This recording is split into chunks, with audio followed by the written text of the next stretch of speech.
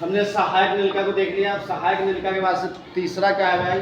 बाह्य ग्रंथि है। क्या है? बाह्य ग्रंथि। और बाह्य ग्रंथि में दो चीज़ों को हमको पढ़ना है।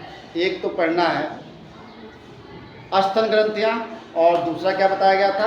बार्थोलिन ग्रंथि। लेकिन तीसरा पढ़ाने से पहले हमें चौथे को पढ़ना जरूरी है, यानी चौथा आपको जो है बाह्य जननेंद्रिय पढ़ना है। क्या पढ़ना है? बाह्य जननेंद्रिय। पहले हम बाह्य जननेंद्रिय को क्या करेंगे? पढ़ेंगे, तो हमें तब जाकर ये तीसरा बाह्य ग्रंथि हमें क्या हो पाएगा? समझ में आएगा। सबसे पहले देखते हैं बाह्य जननेंद्रिय। बाह्य जननेंद्रिय किसे कहते हैं बेटा?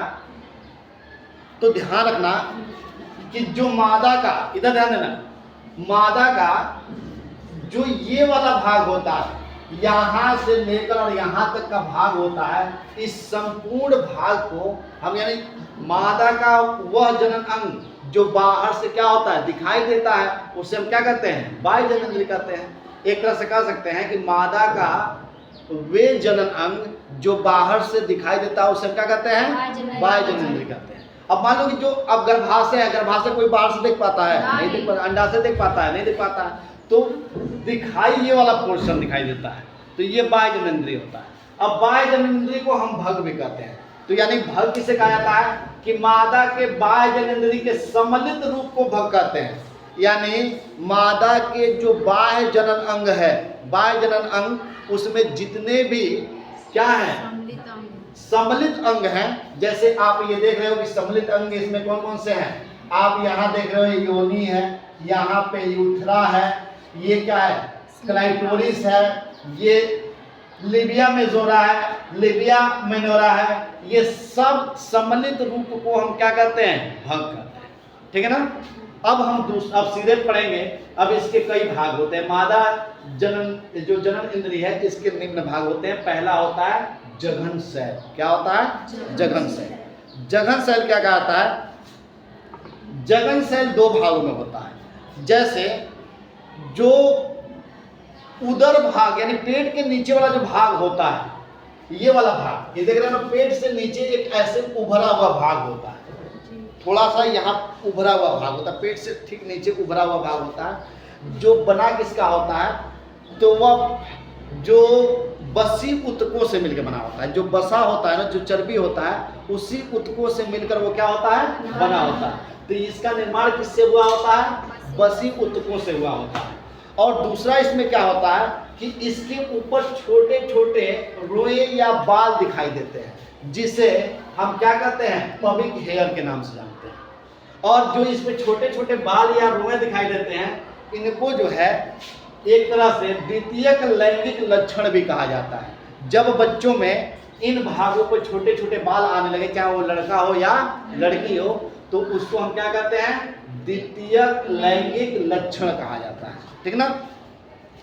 दूसरा जो होता है, दूसरा इसका भाग, अब ये पहला हो गया। दूसरा देखो इसमें क्या होता है बेटा, ध्यान रखना। दूसरा ये वाला भाग होता है। देखो ये ठीक जो है एनस से, एनस के ठीक ऊपर, और ये जो जघन शैल है इसके ठीक नीचे आप देखते हो कि दो बलन दिखाई देते हैं।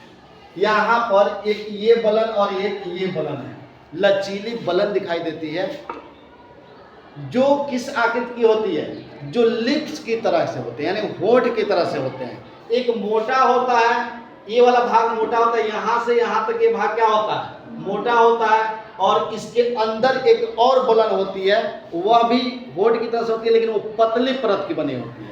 तो जो ये मोटा वाला भाग होता है ना, ये वाला भाग, यहाँ से इधर वाला और इधर से इधर, यानी जैसे हमारे होठ नीचे ऊपर है, उसी तरह से एक इधर मोटा भाग होता है, इधर भाग मोटा भाग होता है। तो इनको कहा जाता है लिबिया मेजोरा कहा जाता है। क्या कहा जाता है? लिबिया मेजोरा। यानी इसको कहा जाएगा, लिबिया कहा जाता है भगोष्ठ को, तो इसका हिंदी होगा दीर्घ भगोष्ठ। क्या कहता है? दीर्घ भगोष्ठ कहा जाता है। यानी बताया गया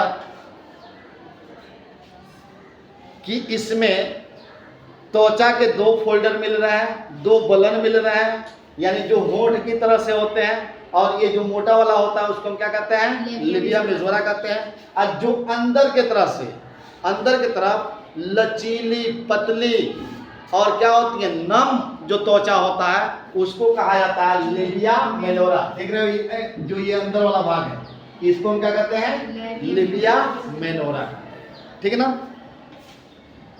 अब जो है इस लिबिया मेनोरा के ठीक ऊपर, ये देख रहे हैं ना, लिबिया जो मेनोरा होता है, जो अंदर वाला भाग होता है, जो अंदर वाला लेयर होता है, इसके ठीक ऊपर जो है इस तरह से एक उभरा हुआ भाग होता है, जो उसके ऊपर एक मटर के दाने की तरह से होता है। इस वाले भाग को, यानी ये जो उठा हुआ भाग है, उभरा हुआ भाग है, इसको क्लाइटोरिस कहते हैं। क्या कहते हैं? क्लाइटोरिस। इसको हिंदी में भंग सेक कहते हैं। ये महिलाओं का जो होता है, ये जो लड़कियों में जो होता है, ये सबसे उत्तेजित अंग होता है। जैसे पुरुष का जो सीसन होता है वह सबसे उत्तेजित होता है, तो पुरुष के सीसन के समकक्ष जो है महिला का कौन सा अंग होता है? क्लाइटोरिस होता है। लेकिन क्लाइटोरिस जो सीसन होता है उसका एक कार्य होता है, वो उत्तेजित होता है, तो उत्तेजित होकर क्या करता है? इस वेजाइना के रास्ते जो सीमन होता है उसको गर्भाशय तक पहुंचाने का कार्य करता है। जबकि इसका काम एक काम वो करता है कि वहां तक पहुंचाता है, दूसरा जो है उसके अंदर संभोग क्रिया करने की क्या होता है? इच्छाएं बढ़ती है। लेकिन महिलाओं में क्या होता है कि सिर्फ ये महिला को या लड़की को उत्तेजित करता है, अब उत्तेजित करता है किसके लिए? संभोग के लिए, बाकी इसका दूसरा कोई कार्य नहीं। इसके बाद देखो, इसके ठीक नीचे एक छोटा सा होल मिलता है, एक छोटा सा छिद्र दिखाई देता है, जिसे हम यूरेथ्रा कहते हैं। क्या कहते हैं? यूरेथ्रा, यानी जिसे मूत्र मार्ग कहा जाता है। मैंने बताया था कि पुरुष में क्या होता है कि पुरुष में जो मूत्र मार्ग और क्या होता है, सीमन का होता है, एक ही रास्ता होता है, जबकि महिलाओं में अलग अलग होता है। देखो यहाँ से क्या होता है, यूरिन बाहर आता है, और यहाँ से क्या होता है, बच्चा बाहर आता है, या यहाँ से सीमन अंदर क्या होता है, प्रवेश होता है। ठीक है ना। तो ये दोनों मार्ग क्या है? अलग अलग है। तो ये कहाँ होता है? ठीक जो है क्लाइटोरिस के ठीक नीचे क्या पाया जाता है? यूरेथ्रा पाया जाता है, जिसको क्या कहा जाता है? मूत्र मार्ग कहा जाता है। कहीं नोट कर लेना।